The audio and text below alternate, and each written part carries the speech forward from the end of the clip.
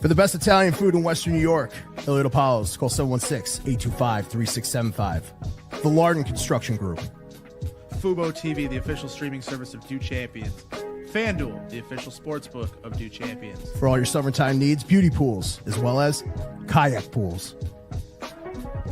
CX Chronicles, your total customer solutions focused manager. W.GG, the official energy drink of Do Champions. Hey, Sons of Erie, our artwork looks better on your walls. Hamburg Brewing, please visit our tap room on Boston State Road, Hamburg, New York. And finally, Fat Boy Surf Club for all your surfing needs.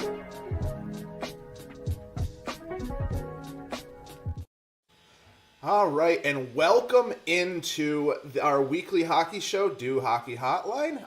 I am your host, Matt Diegert, and as always, riding with me, Beyond716. Brian, how are you this morning? I'm doing okay. Coffee's been consumed out here in California in this surprisingly cool Saturday morning by our standards, but it's I don't have everything. I don't have coffee this morning. I have my regular Diet Coke. Hey, Gotta have those little vices, you know. Yep, and that's what listen, Saturday morning with the Sabres here, as we call it, right? Get your coffee, Coke, whatever it is. You want to add a little something extra to that Coke, spice up the Saturday morning. Feel free. Well, let's be honest. Coca-Cola. Let's not just call it Coke. Yes, yeah, Coca-Cola or Pepsi or whatever.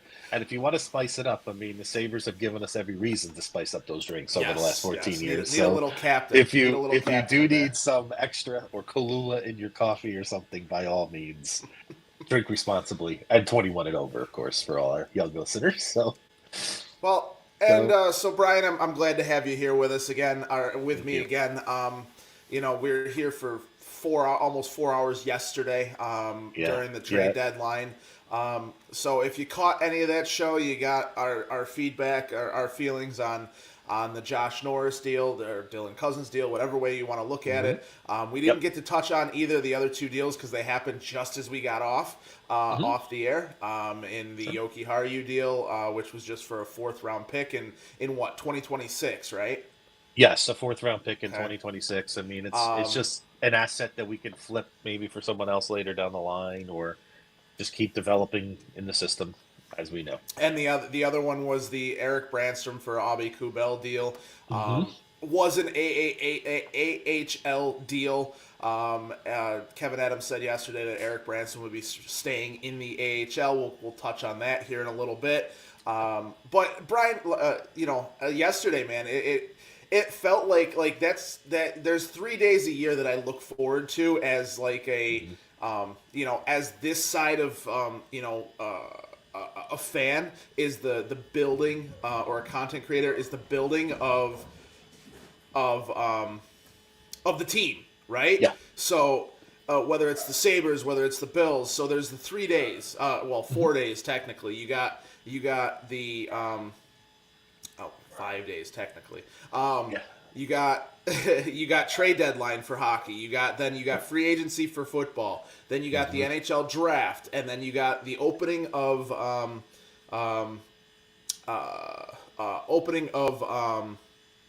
Great. Is it you got NFL draft, NHL draft, and then you got opening of free agency for hockey. And those days kind of feel a little bit like Christmas each time that they happen. And I felt like I was opening clothes yesterday a little bit instead of the shiny new toy that I wanted or asked for. So, but it's stuff that you need, not that you wanted, right? So you needed to get rid of Dylan Cousins. You needed to get rid of, move on from Dennis Gilbert, because he was that 7th defenseman, and you kind of, you need that type of player that's gonna, sit around, but he was like, you'd have to throw him in to the lineup every once in a while, and he would seem to be playing better than the guys on the team, so you weren't able to actually evaluate the guys on the lower end of the defense or anything like that. So I mean, it would have been nice to hold on to him, but you got Josh Norris, you got JBD back, which is great.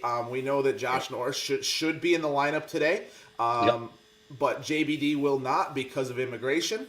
So those are a couple of the news notes from Kevin Adams yesterday during his press conference. I will say I know that there's mixed reviews on his press conference. I felt like yesterday with his press conference, it was almost like a breath of fresh air to me because he was sitting down standing at the podium with only three guys, right? He was sitting there with Matthew Fairbairn from The Athletic. He was sitting there with Mike Harrington. Thoughts and feelings aside, he was sitting there with Mike Harrington, and then he was sitting there with Paul Hamilton. So it's not like he was in a huge room, had to answer all these questions, had to go, from one thing to one thing to one thing. It was more of an intimate discussion, and it felt like he was being upfront and honest and taking responsibility. There was no air of there's no air of elitism almost. Like, this is my job. I'm doing it the way that I want to do it. And shut up and just, I'm going to do what I want to do. So, when he was talking yesterday, he was very forthcoming. He was very, not necessarily apologetic, but he was very, inward looking on himself. And it almost felt like I was, again, watching, somebody like Brandon Beane, who's up there and always looking at himself in the mirror. Am I making this team better? Am I holding myself accountable? Am I doing, and all the other things happening earlier this year, it felt like Kevyn Adams was not doing that. Yesterday, after this, he felt, and maybe that's because of pressure, maybe that's because of, but he's realizing that he has to, it's on him to make this team better. It's not...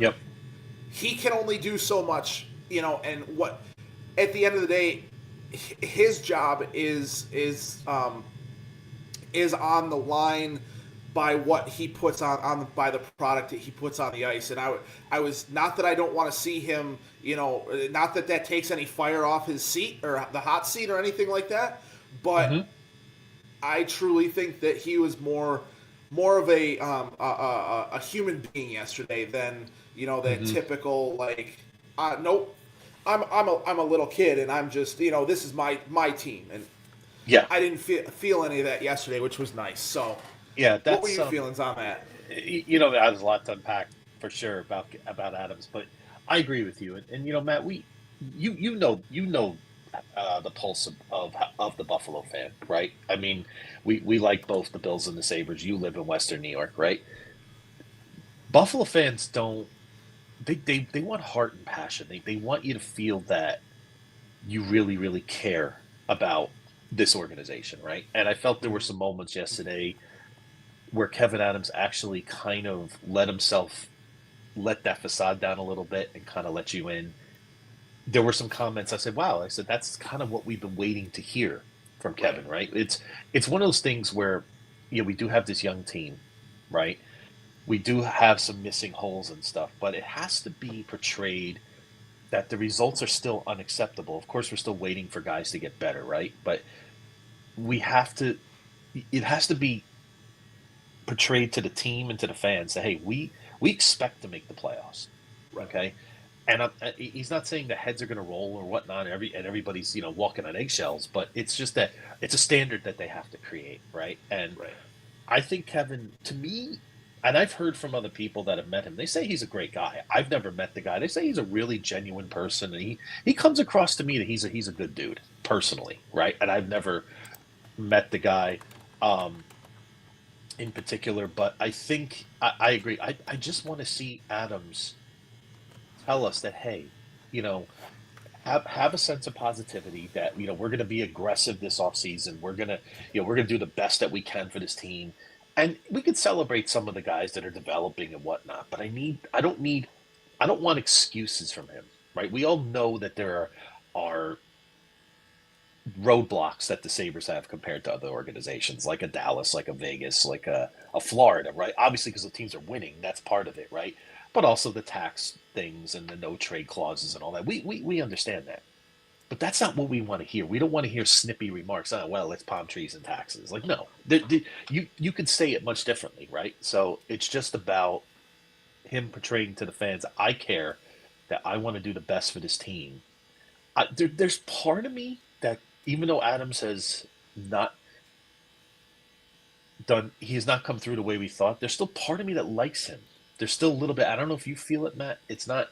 There are things that I don't like about Adams too, of course, but there's still some things that I just feel like if he had a better team behind him with working with him, I think it could work. But that's really my issue with the Sabres right now is like, what is Karmanos doing on this team? I mean, we hear about this Jason Karmanos, but what is he really doing on this team? Well, when it comes down to it for Kevin Adams, like I liked him coming in. He felt like, former player, knows what they need on the ice, has relationships with some of the players, so he potentially can bring in some of those guys and have that kind of relationship with them. But it kind of went away, that like and promise of him, in the beginning kind of went away after the whole Jack Eichel debacle and the Sam Reinhart debacle and everything like that, where he just got rid of these guys that just, and I'm not saying that Eichel didn't need to go. I'm not saying that at all. He was, whether he was willing to or not, I would have liked to see the Sabres, I'm of this mind that I think that the medical decision should be left up to the player as far as what they do. I understand completely, but there could have been and I get it, if he got that disc and he was never able to play again, you don't have an asset to be able to trade or anything like that. So I get that part of it, but at this point right now, you're in a 14 you're in a 14-year playoff drought now. What's the difference? You don't have Alex Tuch. You don't have Peyton Krebs. Neither one of them are doing anything. So what has really changed other than you wouldn't have Alex Tuch, you wouldn't have, So if you let him get that surgery and you have him, if you're so worried about the money side of things, have him sign something as far as injury so you can recoup some of that money, because he decided to, almost like the whole T.O. situation back in the Philly New England Super Bowl, where they, he was 4 or 5 weeks out from a broken leg. Make him sign something that, if you can never play again, you're paying your money back. At this point, like that, but that's neither here nor there. But I really think that, that really, you basically tank this team to get a Jack Eichel, Connor McDavid player. So that kind of bothered me a little bit about Kevin Adams. How he handled that situation, I would have liked to have maybe find a way to, not necessarily force his hand, but if you're a player, as the GM, you got to kind of look at that and be like, okay, you got to take that step back and, okay, let me look at this from a player standpoint. Let me look at this from, and how would I want to feel? I get that. We're not there anymore. Jack Eichel's gone. Whatever. But those are the things along the way that have kind of led to this disdain for Kevin Adams. So when we sit here and talk about, okay, great, this team hasn't done anything, yesterday was kind of like a breath of fresh air that he actually looked at the team and was like, okay, we need to, Dylan Cousins is a part of the old core now. We need to improve that. He's been here since he was 18 years old. We need to improve that core and go out and get a player. The Sabres got the better player in the deal yesterday in Josh Norris. Truly, the better player in the deal.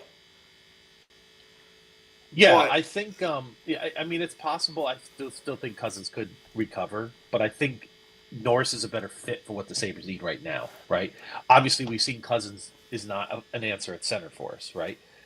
Norris, we're going to get into Norris in a second, but I just, about Adams, this was a good question here from our friend Robbie. How do you feel about the rest of the season, which we'll get into shortly, but do we think Adams is going to be fired? And I want to kind of tie into that. I don't think he is, personally. He didn't sound like to me a general manager is going to get fired yesterday. I the tone and just some of the things he was talking about, Matt, and I don't know if you agree with it, but I do not think Kevin Adams is going to be fired. I know for some Sabre fans that's going to be a tough pill to swallow. It really, really is, but I do not see it at this point. Yeah.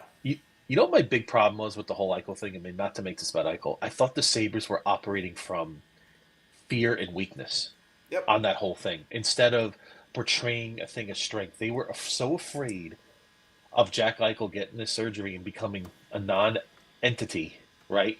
A non-asset, that they Right. weakened their stance and they weakened his return on the market when he did. I mean, perfect example. Look at what the Islanders. Brock Nelson had a speech after the game. He was in some tears thinking about leaving the Islanders. Do you see the return that the Islanders got for Brock Nelson yesterday? Mm-hmm. Incredible. Yeah. Right? And that, so yeah, that did drive down Jack Eichel's return. I mean, listen, Alex Tuch has been excellent. I mean, that's not the issue. I mean, he's got 48 points. He's a plus 13, 61 games. I mean, I couldn't be happier with Alex Tuch. I mean, that, Right. that goes without saying. But it's the tone that it's set, right? And I agree with you. And we can, certainly pivot to Josh Norris. The more I think about that trade, Matt, the more I like it. It's not amazing. It's not horrible. I know the knee-jerk reaction of some Sabre fans out there. Oh, terrible trade. We got a guy with, there are red flags about Josh Norris, right? He has had some surgeries, right? Some shoulder issues. He did miss almost a whole year. But he seems to, it feels like to me he may be getting over that. He's played 53 games this year. He's got 20 goals. But he plays a 200-foot game. Yep. Right? He's 53% on the shooting percentage. Yep. He's a true center. And, I got a tweet yesterday from a guy. He's got several thousand followers for Ottawa. And he talked a lot about how he is in the community. And he talks about how the players really like him. And he feels like, they're really going to miss him in Ottawa. And just hearing that just kind of made me feel like, okay, that's good to hear from a rational Ottawa fan. As someone. And he said because of Shane Pinto's development, that's what made Norris available. It wasn't that they were so desperate to get rid of Norris. It's more of maybe they feel Cousins with Pinto would be it's all about fit, right? And I think this trade could be good for both teams. That's where I'm kind of leaning on that. Well, and that's the thing. What do we always say when it's regarding the Bills, right? What the best ability is availability. And that's kind of the whole thing is Ottawa, I'm sure, looked at it as we're going to take the little bit of a less player, little bit of a, guy that's on a downward, I don't want to call it a spiral, but kind of on that downward trajectory where potentially we can bring him up. I don't think he'll ever be, of the mind or of the player that he was 2 years ago. The guy that's on that upward trajectory to be the former 7th overall pick. But I think that they need a player. They want a player that they know is going to play 70 to 75 games a year, rather than the most that Josh Norris has ever played is 66, and that was in his 55-point season. Yep. So with that being said, I think that they are of the stance that they'll take the more available player and get rid of somebody who is a better player but isn't available as much. So I truly think that's why I was saying I think the Sabres got the better player. But if Josh Norris can stay healthy for the Sabres, it's a good trade for both teams. And that's kind of that's what Kevin Adams has been wanting to do with anything. He's not the guy that's going to go out and try and fleece somebody or anything like that. He truly is trying to make this hockey team better.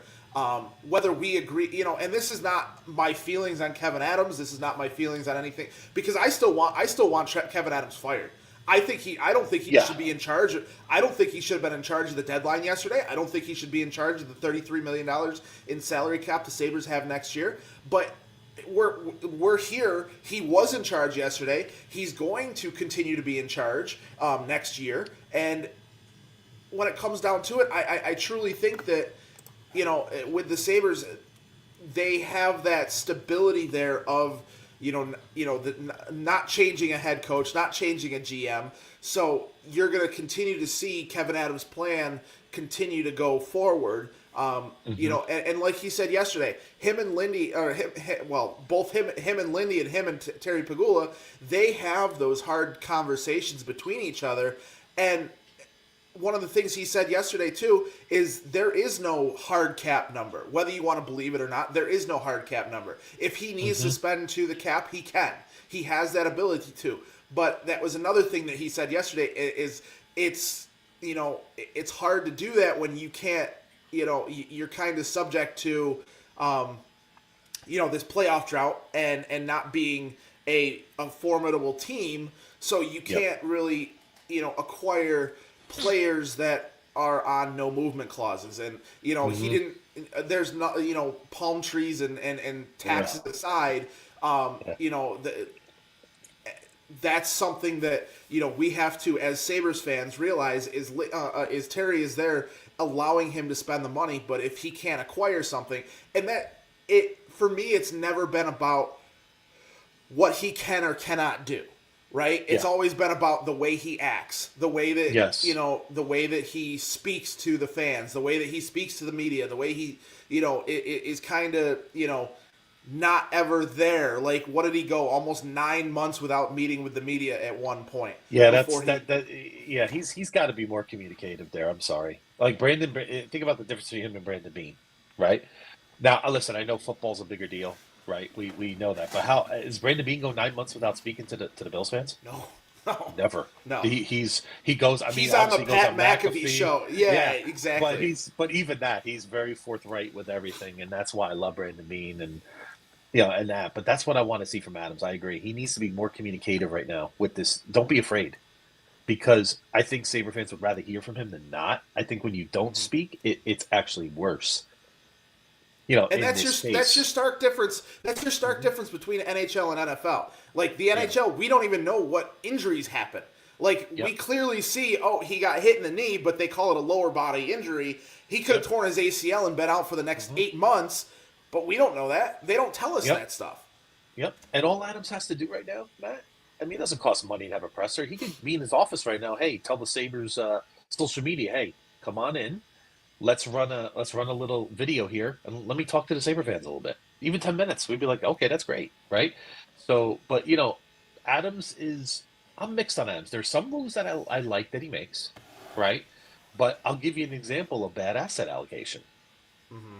You sign Henry Yoki-Haru, then you trade him away for a 4th-round pick. That's $3 million that they could have used this offseason, right, to get a top 6 guy like a Patrick Laine or some other guys that we spoke about. Right. Instead of wasting that $3 million on that, we could have brought up, a guy from Rochester. We got some guys down there that could have come in under ELCs and whatnot. We could have saved money there. So there's little moves like that. Those are the little things that I need him to clean up. And that's where I wish he had a president or somebody else to kind of facilitate Adams. I'm not saying Adams doesn't have any power or have any say, but I think Adams likes having that power. He has almost full control of Sabres, which to me is insane. He's got full autonomy of the Sabres. Which is insane. The guy has won absolutely nothing. Right. Right? I mean, if you told me Brandon Bean's got the power, he's won a lot with the Bills. I mean, we've talked about that ad nauseum, right? But what has Kevin Adams earned? It had done to earn that privilege. I guarantee you, in Vegas or a place like that, I bet McCrimmon, I bet you he doesn't have full autonomy like that. And look how much more they win. Or even a guy like Drury with the Rangers, right? They have assistants and whatnot. And he said it yesterday. Kevin Adams said it yesterday. He has the final say. Even after talking to Terry Pegula, if he goes to him and everything, and Terry Pegula, kind of reverts to him, and he has full final say, and that's like I get it. As the GM, you kind of have to have that power, but I would rather there be somebody that he not necessarily has to go to or anything like that to get permission, because, that's kind of like, but I wish he had to have somebody there that is like, hey, this might be a mistake. Let's not do this, or let's do this, or, whatever. But, that's neither here nor there. He has full control. We have to live with what he does. And, until he's relieved of his duties, we're sitting here and we have to see what he continues to do. Like he said it yesterday. They did not think at all that they would be in this position where they are in last place in the Eastern Conference. Mm-hmm. Yep. I just wish that he would look at the roster and would have realized maybe sign UPL to a 2-year deal. Maybe sign him, so you can move him, or maybe sign him to a 1-year deal, because he proved it last year for about a 4-month span, from January to April. He proved that he was a competent goaltender, and he looked like he was on the rise. But this year, he came in at that that high level, and then started going like this. Yep. So I really think that they need to move on from UPL or bring in competition for UPL, because you sign into this long-term deal. He's making what, $475 or whatever. $475. It's a manageable deal for. It's a manageable deal. Should you can be, trade. in theory. Yeah, yes. It should be, absolutely. But if you bring in a veteran like an Aiden Hill or anything like that, and they have to go, for them to be able to make the playoffs, they have to go like the Boston Bruins did when they had 135 points or whatever it was a couple years ago. With both Swayman and Allmark in net. Wasn't it sweet seeing them knocked out in the first round that year? Yeah, can we just absolutely. say that? Between the Boston Bruins and the New England Patriots downfall the past couple of years, I am so ecstatic about that. Yeah, I don't know if you're a Seinfeld I'm so fan. ecstatic about that. I don't know if you're a Seinfeld fan where Seinfeld goes, that's a shame. Poor Bruins fans all upset about losing Brad Marchand. Hold my beer. How many great players have we seen jettisoned out of Buffalo over the last 30 years? I wanted to segue into something. Our frequent flyer, Steve, he's great. About this, the biggest win was not grossly overpaying Zucker and Greenway, them wanting to stay in Buffalo for reasons rather than money. I agree with this, but I agree. And Steve, I want to tie this into what we spoke about earlier, about how the Sabres operated from weakness when it comes to Eichel, right, and not strength, right? And that's why, like you said, we should not be afraid of giving bridge deals to like a JJ Peterka, or like you said, give a couple years to UPL. But I think the Sabres are so afraid of losing these players because of what happened with Reinhart, because of what happened with Eichel, and what happened with O'Reilly, that they're still deep down inside saying, oh man, we can't lose this guy, so we got to extend them 8 years. You don't always have to do that. If a guy, like Steve said, listen, Greenway likes Buffalo. Zucker came in. He's been on winning organizations. Zucker's been with some really good teams, but he likes Buffalo. Now, obviously, maybe he doesn't have as many options as he used to have, but it still speaks good that he wants to stay here, that Greenway could have went on the free agent market and got good money. Also, too, if you're going to make $4 million and $4.7 million, $4.75 million, I mean, I don't think I'd want to leave either. But but with the cap shooting up, a guy like Greenway at 6'6", 230, with the skills that he has, I mean, to be a 15-goal scorer, play multiple positions at his age, he could have gotten almost $5 million on the market, in my opinion. Somebody would have overpaid for him. A Chicago or Anaheim or one of these teams that has a lot of space would have said, yeah, we could use a guy like Greenway. So it's still, I agree with Steve, it's still a nice win for the Sabres, and I thought those contracts were maybe it's a slight overpay for both, maybe a little bit, maybe a hair, but not much. I think, and 2 years is good, where you could still trade the guys if you had to, or they're going to be a part of that middle, bottom, maybe they're third liners. It's a good third line. It's honestly a good third line. Is Zucker, McLeod, and Greenway is a good third line. Then your second line would be what? Quinn, Norris, and Alex Tuck. And then your top line would be Peterka, Kulik, and Thompson, or Peterka, Thompson, Kulik. However you want to look at it. Talking about lines and stuff like that, I wanted to get into the other trade that was made for a player yesterday was Brandstrom and Abe Kubel. Because I've been a big fan of Eric Brandstrom since he's been in the league. I truly think that under the right tutelage, he could be a solid second or third pairing defense. And I was not a big fan of Kevin Adams saying that he's going to go right to the AHL. At this point, I would rather see, because we know that the Amherst in the AHL, they're in first place. You can literally he's been playing in the AHL, so he should be you should have the ability to send him back down because he's been playing in the the AHL. So why not bring him up for the last 21 games here and see if he can, fit into the third line of defense, or play with Owen Power and be good with Owen Power, or be good with Connor Clifton, or anything like that. Like I would rather see something like that, and then send him and Kulik back down for the playoff run in the AHL after the NHL season is over, because at this point right now you're in evaluation mode. So if you bring in a player like a Brandstrom, even JBD, like you're bringing these guys in, and you got to see what they have, because you could turn around and either trade them, or put them in the AHL or any. So you know exactly what they are. Yep.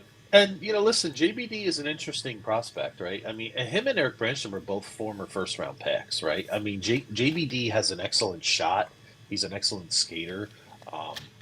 It's a guy that could be part of that bottom pairing, maybe a guy that kind of sees a little bit of the press box, or maybe fills in a little bit, maybe a Yoki Hara replacement, which I'm okay with. Like that was fine. I don't mind getting him. Maybe he just needs a better opportunity in another market. But I agree, Brandstrom is a guy too, and I agree with you. I wasn't crazy about him going to Rochester, but I do think it's important that Rochester wins. I would love to see them win the cup, and I think for some of the young players we have down there to get that feeling of what it feels like to win and to have that expectation before they come up to the Sabres, that's something I'm perfectly okay with. But I like those two moves. I thought just getting that depth, in the bottom defense. You don't always need the big splash, but right. Do you get a sense, and I want to tie this into something I saw yesterday, but do you get the sense from Kevin Adams that this team may be more aggressive come next year in free agency? Do you think that maybe they say, I mean, obviously we got some RFAs, we got Byram, we got JJ Peterka, and he talked about how that, the cap room gobbles up quickly, which it does. I mean, we're gonna lose some guys, we're gonna gain some guys, but do you think this team will make a big splash? Do you think they'll try to go get a big forward to pair? Or what do you feel? I think it depends on what happens in the NHL draft, right? So if they go out and trade for, I don't know, again, Elias Pettersson, if they go out and trade for a Pettersson, and then they draft Porter Martone, I think that I don't think that they have to be super aggressive in free agency, because they have now their 1C. They have a guy that can slot in as that that Matthew or Brady Tkachuk type clone. So, I mean, it really just depends. I think it depends on the moves that they make in the draft. But if they just draft, then I think that they have to be more aggressive in free agency and go try and get somebody to be that first line center, so they can leave Tage Thompson on the wing, so that they can, they get that second line pairing defenseman to pair with Owen Power or anything like that. So it's just I think it really depends on what they do in the draft. Absolutely. Or how about this? How about a guy who's 6 foot 180 from Markham, Canada, 27 years old? Okay, I'm going to tease you a little bit on this one, Matt. Right? And he had a comment yesterday that he is more. The comment was from Chris Johnston, who's a pretty well-respected reporter out there, said he is more than willing to, like the exact comment is, more than willing to go into the market in the offseason. Okay? Career numbers, just to tease you a little bit, 637 games. He has 716 points. Right winger who has been spotted on the Buffalo Bills sidelines. There it is, ladies and gentlemen. Mitchell Marner. You are a Buffalo Sabre, Matt. Now, listen, I know he's not the center we talk about, but he is a play-driving winger. Could you imagine Mitch Marner with Tage Thompson bombs, the way he passes the puck, right? And having a guy like Mitch Marner, what a blow that would be for Toronto. Would you listen? If I was running the Sabres, okay, if I were Kevin Adams, I would be telling myself, I got to find a way to get this guy, or at least I got to try. I got to give it a shot. 27-year-olds like him don't go on the free agent market. The last guy to do that was Panarin, who was in his prime. And the Rangers paid, what, $11 million for him at the time? And everybody thought that was an overpay. But Panarin, say what you want about him, he brought the Rangers to the next level, right? He's been a point-a-game kind of guy. What say you, Matt? Like, listen, he obviously likes the Bill. He probably has a positive feeling about the area in that sense. I mean, I would give it. I would give it a go. I would love Mitch Marner on this team. Sign him to a 5-year deal. Get him in here. Give him 8. I'm okay with giving him 8 years. I'm good. Talk to Josh Allen. Find a way to get him an invitation to his wedding. I mean, do whatever you have to do. Do whatever you have to do. Do whatever you have to. Well, they already had the bachelor party. Josh Allen's wedding is May 31st. Yeah. So as for Dion Dawkins going on tour, Toronto will be out in the first round, so he'll be able to go. So. I really do know, but all jokes aside, Mitch Marner is one of the top probably 10 wingers in the NHL, and I truly think that he, if the Sabres have the opportunity, they need to pay him money to be here, because you can put him on a top line and then I would feel okay about calling Tage Thompson your 1C, right? Because now you have a play driving winger that you didn't, whereas you didn't, you need a play, because all the guys on the top line right now, whether it's Peterka, Kulik, or Thompson, they're all shoot first guys, right? They're not looking to make the play. They're not looking to. They're looking to drive the play into the zone and put the puck on the net. Whereas now you bring in a Mitch Marner that, yes, he's not a center, but he's a play driving right winger. Yes. Now that can. Is Tage a right winger or left winger? Why am I drawing a blank? I don't know. I don't know what more they on the were right playing. side. Well, he's a righty, so I mean, you can move. I'm not, but I don't want to move Tage back to wing. Heck, you could even put Josh Norris with a guy like Mitch Marner. His shot, right? That could be an interesting combination. But I just think if you want to re-energize this fan base, right? If you want to give Sabre fans a reason to buy your tickets, right? Can you imagine Mitch Marner? I know it's going to cost maybe $13.5, maybe even $14 million to do it. Those West Her commercials, Josh Allen and Mitch Marner are going to hit different. Yeah, that would be just, I guess the biggest thing, and I don't know, listen, Steve or anybody, Robbie, or anybody in the chat, you could tell me differently. I just feel like I need them to at least try. I need to know that the Sabres are going to give this a go if he does do it. Like, even if they don't get him, that's fine. I mean, if they offered him a monster deal, right, and if he said, no, I just want to go to a low tax offer like Florida, or, I'm being, here I go again with the taxes, but yeah. And I love this right here. Steve, thank you. That would be great. Wouldn't it? You want to get the fan base energized, and it's a sometimes, isn't it really about the try, Matt? Like, we talked about this with Brandon Bean, right? Brandon Bean went all in a couple years ago with Von Miller. He tried. Maybe it didn't work, but at least they tried, right? That's the biggest thing I need to see. My thing, though, with the trying, though, I think trying is over for the Sabres. I really do. I think that, like, I get the, hey, I tried to go, like, and that's fine for trades, right? So we had this deal on the table. It didn't go through because he wouldn't move his no-trade clause. Okay, that's not on you. You tried. You got the deal done. He wouldn't move his no. Fine. You tried. But in free agency, when the guy has no, like, yes, he is the pick of the litter, everything like that, you have to sell the Buffalo Sabres to a Mitch Marner. And you don't have to sell everything around, because he's still close to home. He's still close to, he's now closer to the Buffalo Bills. He now can, you throw in season tickets, you throw it, you give him his own PSL, you do whatever you can to have him here. But all jokes aside, I think that trying to get players now, I think that's Kevin Adams. That's the one thing I think he's worn out of. Whereas Brandon Bean, because they're still winning, and yes, that's the Josh Allen effect. I get that, but because they're still winning, he's the okay, cool. I tried to go. I had a deal on the table for Myles Garrett. They wouldn't do it. Okay, great, you tried. I had a deal on the table for Hollywood Brown. He chose to go back to the Ravens. Okay, I get it. Those are the different contrasts between the Bills right now and the Sabres. Because as we always say, the best cure for winning, or the best cure for whatever is winning. Yep.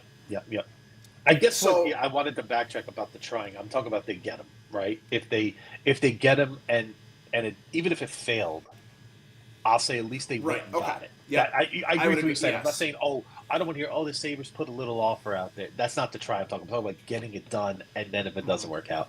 Listen, I got to put this name on the board. Oh, yes. Jean-Luc Grandpierre is one of my all-time favorite names in hockey history. We used to call him, JLGP? Right? JLGP. And, by the way, do you know he's a studio analyst for the Blue Jackets right now on Columbus, Ohio. And every time I see him, I'm like, he does a great job. I mean, he's great. But I was like that. I had to reference that name because it's one of my all-time favorite Sabre names of all time. So, yeah, I used to love Jean-Luc Grandpierre, and it really with Kevin Adams, I really think that he needs to go do something to energize the fan base, whatever way that is, and it's not necessarily going and getting a player or anything like that, but it's they've got to do something to energize this fan base, and if that is Mitch Marner, great. If he's able to go get him, they throw him on the wing with Tage Thompson and Peterka on the other side, great. And now you have, like I said, that play driving winger that is able to put the puck on Tage Thompson's stick, and he's able to still chip in 20, 25, 30 goals. Great. Yep. Great. Absolutely. But absolutely. Oh, that's we need something to get excited about here, right? But I'm telling you, if Kevin Adams, if anybody's listening who knows him, just please tell him we need to get him in. Oh, by the way, it's confirmed. The real deal prime might be Josh Allen. So just putting that out there. So, right? So you imagine if Josh was trolling us and that like that. No, but I like this comment too about a sniper to win straws and a high shooting percentage. I like that too. I like the defensive things I've heard about Norris. I think that's something this team needs a little bit more of, and we weren't getting. And also, you know what else he's good at? He's good on the power play. That's something this team desperately needs. That's right one now. of the things that I talked about yesterday with when you were in your meeting. 6 goals on the power play this year. He's got almost a 22% shooting percentage. He's got 33 points this year, 20 goals, 13 assists. In 53 games, he's on pace right now to, knock on wood, play the most games he's played in his career. So I mean, if he plays all 21 games left, he'll be at 74 games. That is the most he's played in his career, and hopefully that's turned around. And next year, being on a line with whether that's on the top line with Tage Thompson, Peterka, whether that's on a top line with Mitch Marner and JJ Peterka, and Tage Thompson is now your second line center. Perfectly fine. I think that he will have a, like I talked about yesterday, nobody's going to have a career year every year, but I think he could have a career year next year with on a line with on a line with either Tage Thompson, Peterka, or maybe Benson. For some reason, I envision Benson. Benson has been a little bit compared to Mitch Marner. That's the funniest thing about it, right? Different size, I remember when he came, different size, maybe not, but he's kind of got that kind of like pre. I think he may be a good mix with Norris potentially, but listen, I leave that to the experts. But just something in my mind, I feel like maybe if it's not this year, maybe it's next year. We'll see, how that manifests itself. But let me ask you, man, if I told you right now, Josh Norris has. And just to give you a little more detail for everyone out there about Norris, he has $7.95 million on their books for the next 3 years after this season. He has a modified no trade that kicks in 2 years, so they don't have to worry about it. But hopefully we don't have to worry about it at all. But if I told you he averages about 70 games, and scores about mid-50s in points, 30 goals, 25 assists. Excellent second center, two-way guy, does the things, 54% on the shooting percentage, chips in maybe 10 power play goals a year. Would you sign up for that right now? I need him to be around 70 points. 70? Okay, but what if I told you, all right, let me tell you this. What if I said about 60, 55 to 60, but he plays an excellent two-way game and has an excellent effect on other second round guys, guys around him. I think I could live with it potentially. I could live with it too, but my thing is I think that I need him to be around playing 70 to 75 games a year because everybody needs to take a couple games off. We get that. Yes. Especially in the load management era of sports, I get that. There's 82 games in hockey. It's a long season. I get that. There's ailments that happen. There's illnesses that happen. We're not going to expect him to play a food poisoning game like Michael Jordan. But I think I need him to be around 70 to 75 games a year. I think we need to have him to be about a point a game player because that's what we wanted Dylan Cousins to be. He's got 33 points right now. His best season was 66 games, 55 points. So if you let's say 10 more games, 76 games, and you add 5 more points to that I guess so that puts you at about 60 points. So I mean, I guess I could live with that. I would want him to be a better player than that.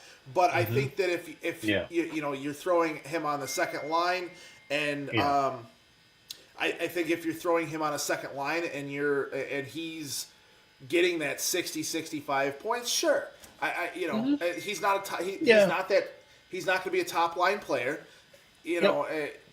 but if they put him on the top line, I want him to be a full point a game player.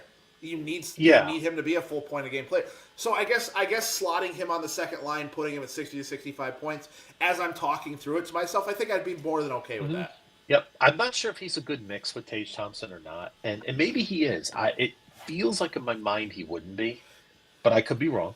Yeah, because he's not really. I envision more of a playmaking type guy with, but Kulik played with Tage, right? And we saw that there was a connection there. Kulik is really not a playmaking type center, right? So maybe it would be a mix. So we'll have to see how Lindy plays it in the next several games here. So here's the thing. Here's the questions you're asking. So you asked me a few questions. I'm going to ask you this. What do you do? What do you do with Kulik then if you do bring in Mitch Marner? Because now you have Tage Thompson.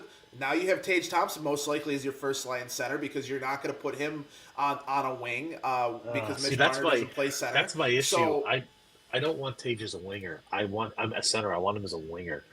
I feel like he's more suited for that. But they could move him to center in that case. But what do you think? I mean, I know Tage has the reach and things like that to be a center, but I don't think he does all the little nuances, the things that I want from a center. I like him more being a winger to be able to roam free, Tage bombs, things like that. So Tuck will do. This is good too. Tuck will do well with Norris, and this is what I like, Steve. If let's say Norris was our second line guy, and we brought in another top winger, we can move Tuck down the second wing. Imagine the fit on him on the second wing would be great, right? Well, he is on the second. He is in the second. Line second line right now. Oh yeah, that's right. Yeah, what am I thinking? So I keep thinking he's on the first line still but. Yeah, that would be a nice mix. We'll see how those guys do well together. So, because I mean that's the other thing though too is going back to my question to you is so even if you put Tage Thompson on a wing and you have Marner on a wing and you have Kulik as your number one center, what do you do with Peterka then? Where's he go? Because you still got Jack Quinn. He can't because your third line is pretty much set right now with Zucker, Greenway, and McLeod. So you're not going to put him on the fourth line.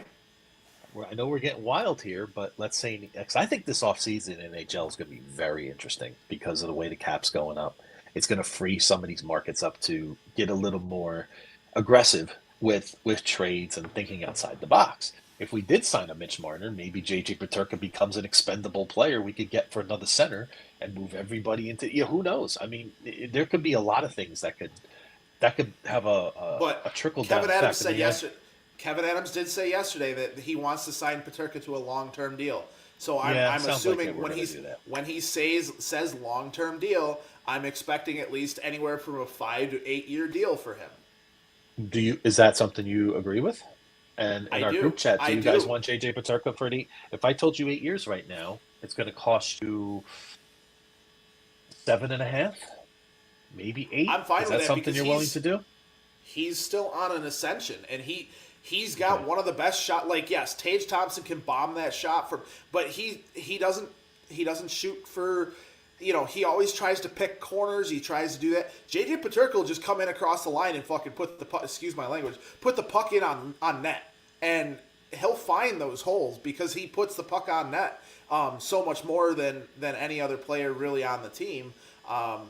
Sometimes he does pick his spots, but he's a good two-way player. He's a good player. You saw what he did to steal the puck off of Kucherov's stick the other night, and and then bury the shot. So Yep. he is one of the players that I just like Dahlin. I'm okay with them doing an 8 year deal, just like Powell. Yeah. I'm okay them doing an 8 year deal. Whereas Matthias Samuelsson, because he had such a great 4 or 5 months with Rasmus Dahlin that year, and they signed him to that 8 year deal. I was fine when it happened because it's like, oh, great, you have this guy locked up. He's going to play with Rasmus Dahlin. You could probably drop him back to play with another guy, and he's going to continue playing that defensive role, being that hard guy to play against and everything like that. Now we see that it probably was a Rasmus Dahlin effect as to why that he was as good as he is, and you're kind of seeing a little of that with Bo and Byram as well. So, because Byram hasn't really done anything since he kind of left Rasmus Dahlin. Yep. So it's funny. You said a comment that I wanted to get into. Hard to play against. That's what Kevin Adams said yesterday too. I guess they were asking about Gilbert, right, in terms of the toughness and whatnot. And this is where I'm not. I don't know I understand what Adams is trying to say about being tough to play against, but you have to have players, you have to have someone on that bench that, like what Ray Ferraro alluded to on Thursday, if any of you out there watched the game, when Dahlin was getting, I think it was Chernak was after him and some others. Like, I don't want my $11 million captain to have to deal with that. I want a guy on the bench, like a Ryan Reeves. I know, Ryan Reeves is out there dangling in the wind, but that guy sitting on the bench, that Eric Chernak's going to think a little bit twice about going after a guy like Dahlin, because I could have Ryan Reeves out on the next shift looking to take my head off, right? That I don't want to get into that kind of fight, right? I do think the Sabres need someone like that on this roster. But I agree with what Adam's saying. You want a team that's tough to play against. You want some, but I wanted to use words like physicality and size. Like, those are the things. Like, look at Florida. Look how nasty Florida is now. I mean, you want to play that team in the playoffs? Brad Marchand, no. Guys like that, and the size and toughness, Sam Bennett and things like that. I mean, are you kidding me? Like, that team. But I think you sprinkle that in usually when you set the foundation, and maybe that's what they need to do. I mean, you saw what Winnipeg did yesterday. They got Brandon Tanev, and they got, guys like that. Those are those kind of nasty players you want around the playoffs. But I still think the Sabres team want a couple guys on that bench somewhere to be that little intimidating presence to say, don't mess with my captain. You're going to have to deal with me. So that's something I really want them to see. Yeah, no, and I'm fully of that mind as well. I think that they need to use one of those spots for. I don't want to necessarily say an Andrew Peters type guy, because Andrew Peters, we know, had no skill whatsoever. He could just go out and fight. I love Peters though. we want to see a I want to see a spot taken from somebody who can fight, but is more like a Tom Wilson, maybe not as much skill, but somebody like a Tom Wilson or a Matt Rempe, somebody like that. Or this guy right here, but he just signed a 6-year deal with Columbus. Yeah. Very easy. Yeah. But yes, that's Steve. That's exactly what I'm looking for. And that ties into the draft. That guy Porter Martone, who's towards the top. They call him a Kachuk clone. 3 words: sign me up. So I mean, and here's the thing. So let's say, like, let's take a look at this right now. So we know what the team is right now. Your bottom 2 lines are probably pretty close to being set next year. because you have your bottom six is going to be a combination of Zucker, McLeod, Greenway, Melenstein, Krebs, and Benson. Those are your six guys on the bottom six, unfortunately, because and I say only unfortunately because of Benson. I would rather see him up in a maybe a second line role, but if it's Zucker, McLeod, and Benson on that third line, and Greenway, Melenstein, and Krebs on the fourth line, fine. That's fine too. But it's tough because then you draft Porter Martone, and then you bring in a Mitch Marner. Where are you going to slot these guys? You got some trades on the horizon there. That's what I'm saying. Is do you trade Jack Quinn because Jack Quinn? I may just let him go at some point. I mean, I hate to say it, but I mean I know he's an RFA, but maybe Jack Quinn was probably a miss. Let's just come out and say it, right? And I hate to he's a guy that I thought maybe he was going to be in the trade yesterday because he's an Ottawa kid. I was thinking maybe they would consider sending him back to a place like Ottawa where he could get a fresh start. But Jack Quinn's another enigma, Matt. There are times you watch him, I'm like, man, he could have such a great shot. He could be so good, but I don't know if I see a fit for him because I feel like he's got to be a top six guy to be effective. Right, but he's not going to get the top 6 minutes, so he's kind of lost in between somewhere there. My thing with Jack Quinn is I think that his time kind of reset back to this year because now he has to come back in this year and he has to. I think this goes back to maybe his quote unquote first year, right? Because now we reset the time because of all his injuries last year because. He had the torn Achilles or whatever it was last year, played like 2 games in January last year, and then was out again for most of the rest of the season. So I think that him losing that bit of hockey was not a good thing for his development. So I really think that this year kind of reset his development. Yeah. So I think, and you're starting to see that those glimpses that you're talking about, you're starting to see those glimpses come through, and it's not game in, game out. He's got to be more consistent. But I truly think that Jack Quinn is going to be a good hockey player in this league, and I think it will be for the Buffalo Sabres. I really do, because I think that you're going to see a different player next year because he's got. Because of all that time you miss. Think about it with anything you do. I don't know if do you golf? On occasion.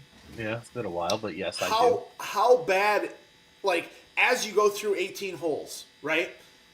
Because let's say you haven't golfed in a month, right? You're hitting the ball well because you were going out once a week, and then you took a month off. How long does it take you to get back into that nice the feel of the swing and everything like that? It takes a while. Now imagine for him, he's out for 6 months in the top league of hockey.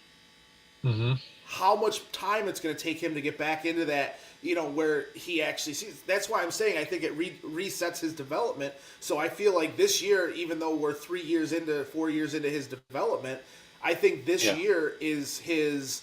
You gotta kind of erase what he did before and. Start this is his first year of development now because of the injuries. So when he next year is again now his second year of development. As he's kind of getting reacclimated to the speed of the game this year, you're starting to see him find those holes in the defense and things like that. I didn't expect him to come back in this year, and I think he's got 10, 12 goals this year. Yeah, Quinn. I believe he's got 10. Let's take a look and see what he's got. He's got 10. 10 and 14. He's got 10 goals, 14 assists. I did not expect anything more from him. Because I was fully expecting, because of all the time that he missed last year, I was expecting, and he's got 21 games left. I could see him hitting that 15 goal mark and hitting the 35 to 40 point mark. I could see that. And I'd be fine with that for him for this year. Because if you go back here, let me take a look. Hold on. if we go back to his stats from his first full year of hockey, as soon as ESPN wants to load for me here, just bear with me 1 second. But I have a point to all this. But ESPN does not seem to be wanting to load for me here today. And I agree with this comment from Steve as we do that here about, Achilles are hard to come back from physically. And I like what he said at the end there, the more so mentally, right? The mental side of it is definitely a thing for sure. You got to have that confidence in yourself that it's not going to pop again. You're going to, it does take quite a while for the mental side of things to come back as well. Right. I do agree there. I feel like he needs almost. Would you shut him down for the year at this point? This year, no, not at all. I continue because, I continue to allow him to play and still get acclimated to the his the speed of hockey and everything like that. So I mean, it just really whatever reason. So, what did he have his first year? Because my internet's being really weird right now. That's okay. His first year, that 75 game year he had, I believe he had. Well, the one year that he really gave us that hope, in 2022-23, he had 37 points in 75 games. And that was his 126 first full year, right? First that was full his, year. That was his rookie year? Yep. Now, 23-24 is when he got hurt, but in 27 games, he had 19 points. So he had 9 goals, 10 assists. We were starting to see maybe that's exactly my thing.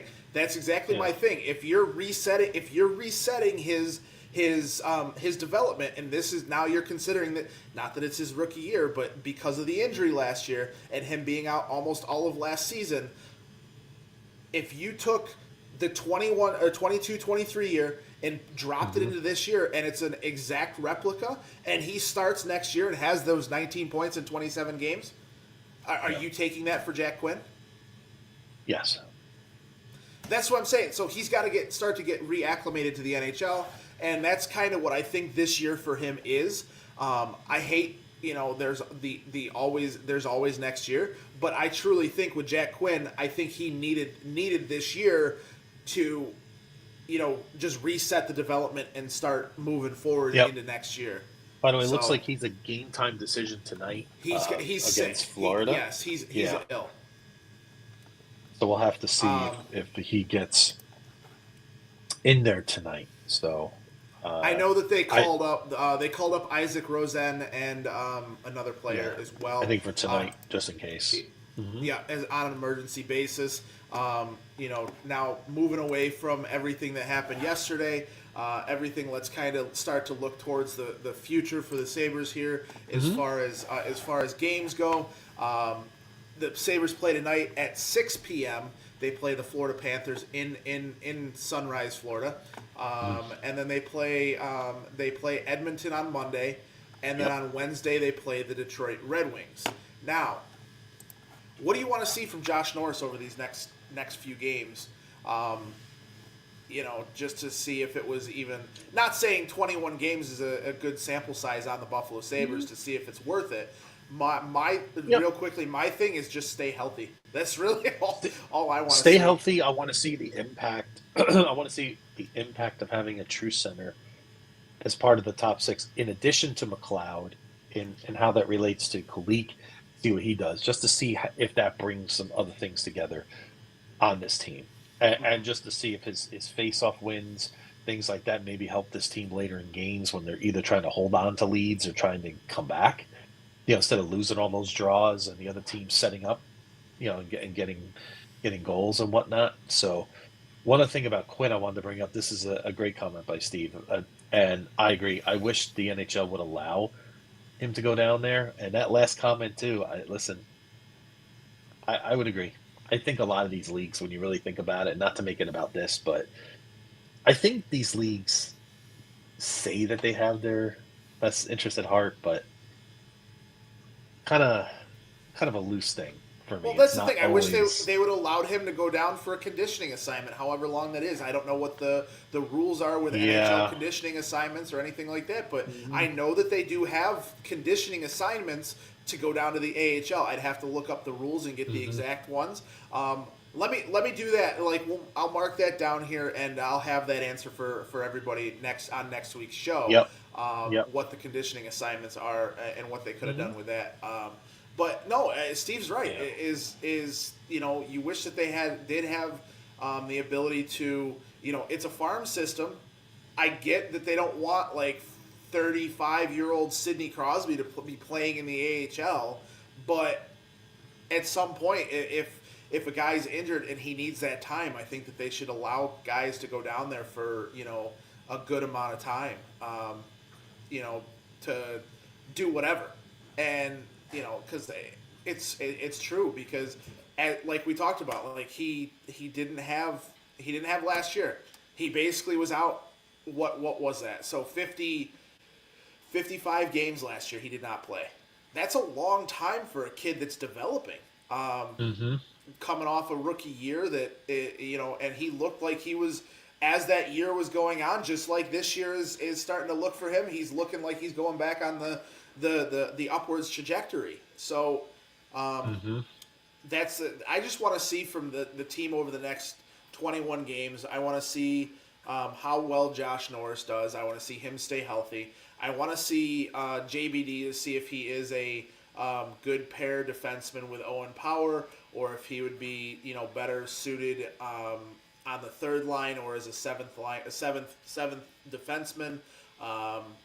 Because if you can bring a guy like that in, and he is, like I said yesterday, if you can bring a guy like that in and he's a immediate fit with Owen Power, that's great, because now you have your top four. Now you have your top four set. You don't have to move Bowen Byram away from Rasmus Dahlin, and you have a good top pair there. You have a good second line pair, and you're off and away, and you have Clifton on the last line, and maybe bring up Eric Brandstrom, and there's your top six defensemen next year. I would be perfectly fine with that. I'm of the mind, if you find Owen Power a good running mate, great. Like that's what he actually needs, because you don't want to be putting him with Rasmus Dahlin, and then you have to find a whole second line pair, and then you have to find then you have to worry about that. If you can have good defense all the way down, and just like we talked about with the spine all the time, it's kind of like the spine and the tailbone, right? So you have your spine of your centers, and then your tailbone of your defense. So I mean, that's really, I truly think that is something that is needed. They need to figure out the defense, and if it can be Dahlin and Bowen Byram, Owen Power and JBD, or even Owen Power and JBD, and then Eric Brandstrom and Connor Clifton, great. More power. And we're gonna hear from some other guys next year too. I mean, Novikov in Rochester's a guy I think we really need to keep an eye on going forward. But again, that's probably a topic more for next year and beyond. I think they're all going to stick with Rochester now as they chase the cup down there in the AHL. So we'll see how that all goes. But so Byram has I like this right here. So there you go. I guarantee Norris scores tonight. Okay, I like that. I mean, this is a tough assignment. Sergei Bobrovsky has been on fire.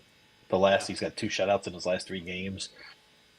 Florida is a really tough team to play, but listen, this is where the Sabres shine. I feel like these are the kind of games they play well in for some reason. For whatever reason, when you least expect it, right? When they play the upper echelon teams, they play up to that, but then they play teams that are actually like in the basement. They play under their talent, which you went to. Oh.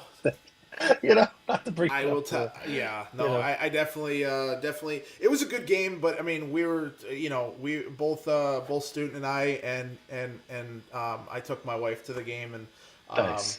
Everything like that. So, but it was just. I don't want to say it was miserable, but like, Yeah. You had moments of elation with the rest of it being a miserable time at the actual game, at the actual watching the product on the ice. Going to the game was great. Like they did a great job on Bill's night, everything like that. They had the train horn rolling. They had they had the shout song after they scored the goals. So I mean it was a fun night all around. But watching the product on the ice, it was kind of miserable watching what they were doing. So. Brian, anything else final for today before we sign off of here? No, listen, I mean, just going forward, we'll see what Norris brings. We got some tough games coming up. It's just really just about consistency, and would like to see UPL kind of rebound here down the stretch here, give us something to kind of hope for next year.